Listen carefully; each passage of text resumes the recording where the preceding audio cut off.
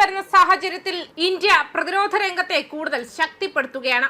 തദ്ദേശീയമായി വൻതോതിലുള്ള മുന്നേറ്റമാണ് ഇന്ത്യൻ പ്രതിരോധ രംഗത്ത്. അതിന്റെ ഫലമായി DRDOയും നാവികസേനയും ഫ്രണ്ട് ലൈൻ യുദ്ധക്കപ്പലിനുള്ള നൂതന ഹൈഡ്രോ ഡൈനാമിക് പരീക്ഷണം പൂർത്തിയാക്കിയിരിക്കുകയാണ്. ഇന്ത്യയുടെ തദ്ദേശീയ നാവികശേഷിക്ക് ഗണ്യമായ പ്രോത്സാഹനമായി പ്രതിരോധ ഗവേഷണ വികസന സംഘടനയും ഇന്ത്യൻ നാവികസേനയും ഒരു മുൻനിര യുദ്ധക്കപ്പൽ പദ്ധതിക്കായി വിപുലമായ ഹൈഡ്രോ ഡൈനാമിക് പ്രകടന വിലയിരുത്തലും മോഡൽ പരിശോധനയും വിജയകരമായി പൂർത്തിയാക്കി.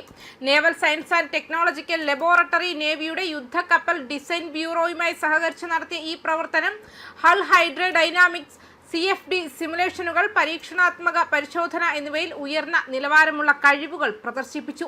കൃത്യതയിലും വിശ്വാസ്യതയിലും മുൻനിര അന്താരാഷ്ട്ര നിലവാരവുമായി പൊരുത്തപ്പെടുന്നു. ഇന്ത്യൻ നാവികസേനയുടെ യുദ്ധക്കപ്പൽ ഡിസൈൻ ബ്യൂറോയുമായി സഹകരിച്ച് ഫ്രണ്ട് ലൈൻ ഇന്ത്യൻ നാവിക കപ്പലിന്റെ പദ്ധതിയുടെ ഹൈഡ്രോ ഡൈനാമിക് പ്രകടന വിലയിരുത്തലും മോഡൽ പരിശോധനയും വിജയകരമായി പൂർത്തിയാക്കി. Naval science and technological laboratory DRDO എന്നിവയിൽ DRDO പോസ്റ്റ് ചെയ്തു. ഹൾ ഹൈഡ്രോ ഡൈനാമിക് CFD അടിസ്ഥാനമാക്കിയുള്ള സിമുലേഷൻ, പരീക്ഷണാത്മക മോഡൽ പരിശോധന എന്നിവയിൽ സമഗ്രമായ കഴിവുകൾ പ്രകടമാക്കി. പ്രതിരോധം, പ്രൊപ്പൽഷൻ, കടൽ സംരക്ഷണം തുടങ്ങിയ നിർണായക പാരാമീറ്ററുകൾ ഇതിൽ ഉൾപ്പെടുന്നു. മുൻനിര അന്താരാഷ്ട്ര മാനദണ്ഡങ്ങൾക്കനുസൃതമായി ഫലങ്ങൾ വിലയിരുത്തി. കൃത്യത, വിശ്വാസ്യത, സാങ്കേതിക ആഴം എന്നിവയിൽ തുല്യത സ്ഥാപിച്ചുവെന്നും അത് കൂട്ടിച്ചേർത്തു. മുതിർന്ന DRDO ശാസ്ത്രജ്ഞരുടെയും ഇന്ത്യൻ നാവിക ഉദ്യോഗസ്ഥരുടെയും സാന്നിധ്യത്തിൽ DRDO സെക്രട്ടറിയും DRDO ചെയർമാനുമായ സമീർ വി കാമത്ത് യുദ്ധക്കപ്പൽ ഉൽപാദന ഏറ്റെടുക്കൽ കൺട്രോളർ സഞ്ജയ് സാധുവിന് പദ്ധതി രേഖകൾ ഔപചാരികമായി കൈമാറി. ഇന്ന് രാവിലെ മഹാരാഷ്ട്രയിലെ അഹല്യനഗറിലുള്ള DRDOയുടെ ലബോറട്ടറിയുടെ പരിസരത്ത് വെഹിക്കിൾസ് റിസർച്ച് ഡെവലപ്മെന്റ് എസ്റ്റാബ്ലിഷ്മെന്റ് രൂപകൽപ്പന ചെയ്ത് വികസിപ്പിച്ചെടുത്ത അഡ്വാൻസ്ഡ് ആർമർഡ് പ്ലാറ്റ്ഫോമുകൾ പ്രതിരോധ വകുപ്പ് സെക്രട്ടറിയും DRDO ചെയർമാനുമായ ഡോക്ടർ സമീർ വി കാമത്ത് അനാച്ഛാദനം ചെയ്തു. പ്രതിരോധ മന്ത്രാലയത്തിന്റെ കണക്കനുസരിച്ച് പ്രതിരോധ സേനയുടെ ഉയർന്നുവരുന്ന പ്രവർത്തന ആവശ്യങ്ങൾ നിറവേറ്റുന്നതിനാണ് പ്ലാറ്റ്ഫോമുകൾ വികസിപ്പിച്ചിരിക്കുന്നത്.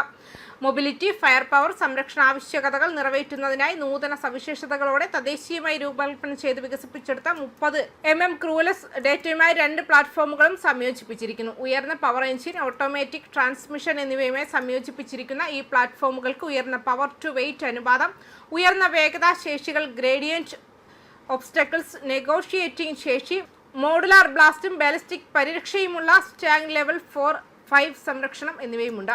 ഹൈഡ്രോജെറ്റുകൾ ഉൾപ്പെടുത്തി മെച്ചപ്പെട്ട ജല തടസ്സം കടക്കാനുള്ള ശേഷിയുള്ള ഉഭയജീവികൾ പ്രവർത്തന വഴക്കം നൽകുന്നു. മന്ത്രാലയം പറയുന്നതനുസരിച്ച് 30 mm ക്രൂലെസ് ഡെറ്റയും 7.62 mm PKT തോക്കും ആന്റി ടാങ്ക് ഗൈഡഡ് മിസൈലുകളും വിക്ഷേപിക്കുന്നതിനായി ക്രമീകരിച്ചിരിക്കുന്നു. അടിസ്ഥാന രൂപകൽപ്പനയിൽ ഒന്നിലധികം റോളുകൾക്കായി കോൺഫിഗർ ചെയ്യാനുള്ള കഴിവുണ്ട്. തദ്ദേശീയമായി നിർമ്മിച്ച ഉള്ളടക്കം 65%. ഇത് 90% വർദ്ധിപ്പിക്കാനും പദ്ധതിയുണ്ട്. ന്യൂസ് ഡെസ്ക് കർമ്മ ന്യൂസ്.